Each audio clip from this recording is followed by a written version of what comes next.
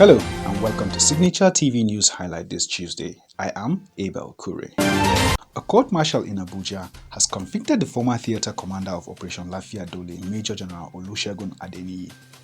The tribunal on Monday found Adeniyi guilty of violating military social media guidelines and ordered his demotion by at least 3 years. Adeniyi's aide, Private Tokumbo Obanla, who was prosecuted along the general, was also found guilty and sentenced to 28 years in jail with hard labor. Both convictions are subject to confirmation by the military authorities. The verdict came 8 months after the video of Adeniyi complaining about the lack of military equipment to combat Boko Haram insurgents in the northeast went viral. He also complained that insurgents were outgunning troops, noting that intelligence failure was responsible for attacks by insurgents that has claimed dozens of lives of soldiers. Security agencies in Niger Republic have arrested the former chairman of the defunct pension reform task team Abdulrashid Maina on Monday. Maina, who is being prosecuted on 12-count charge of money laundering to the tune of 2 billion naira by the Economic and Financial Crimes Commission, jumped bail, forcing the trial judge, Justice Abang Okun, to issue warrant for his arrest.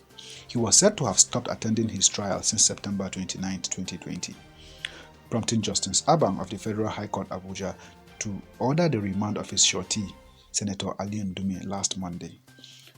The court, however, granted bail to the Borno South Senator last Friday. The EFCC had earlier informed the court that he had sought assistance of the United States and the Niger Republic for the arrest of Maina. The Commissioner of Police Interpol National Bureau, Garba Umar, confirmed Maina's arrest. A member of Nigerian Police Service Commission, Austin Brimo, says the recent Boko Haram onslaught on rice farmers in the Jere local government area of Borno State could have been averted with strong police presence. He also said that the men of the Nigerian police force have a vital role to play in stabilizing the northeast after military had liberated the territory. Brimo, a commissioner in the Police Service Commission Board, however, said the police force lacks sophisticated weaponry to fight internal insurrections. He maintained that the force lacks required armory to face internal insurrection, especially with what is happening in Borno State. Brimo also said more is required in the funding of the Nigerian police force, while noting that by enlisting 10,000 men on board annually, the Nigerian police force will address manpower shortfall to better combat insecurity. The Presidential Task Force on COVID-19 has urged Nigerians to be wary of festivities that will attract crowds such as Christmas carols as the year winds down. It also warned against non-essential travels, just as it asked Nigerians abroad to remain wherever they are or stand the risk of being stranded in the country in the event that the government takes decision on international travels. The call was made by the chairman of Presidential Task Force on COVID-19, Boss Mustafa, the National Coordinator Sani Aliyu, and Minister of Health Osage Ehanire, and the Director General of the Nigerian Center for Disease Control, Chike Ihekwazu, at the weekly briefing of the task force in Abuja on Monday. Mustafa said the PTF was escalating its surveillance and testing drive to ensure that the spread of the virus was effectively contained as the nation approaches the festive season. Governor Ifeanyi Okowa of Delta State on Monday in Asaba assented to the state 2021 appropriation bill of 383 billion naira.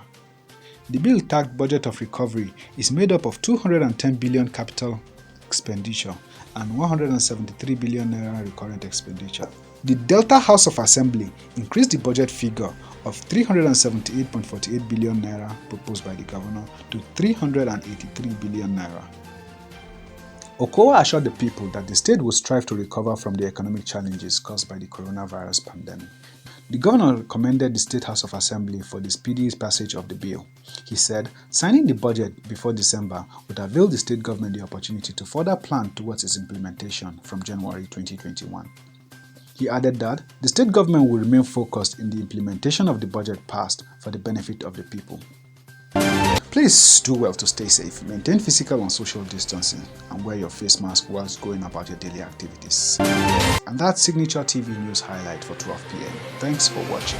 I am Abel Kure.